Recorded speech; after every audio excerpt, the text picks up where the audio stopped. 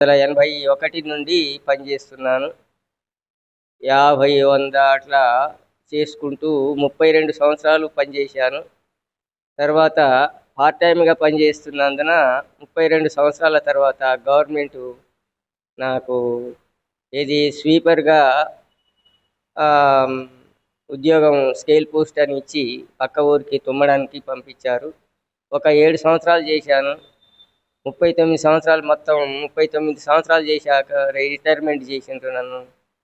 అయితే దాంట్లో నాకు ఇచ్చే సిపిఎస్లో కొన్ని డబ్బులు వచ్చే దాంట్లో 1,50,000 డబ్బులు హెచ్డి బ్యాంకు ఎల్ఐసి దానికి పంపించారు. పంపించి దాని నుంచి నెల నెలకు ఒక పెన్షన్ లెక్కని, వడ్డీ లెక్కనో పెన్షన్ లెక్కనో కానీ 748 రూపాయలు వస్తున్నాయి నాకు.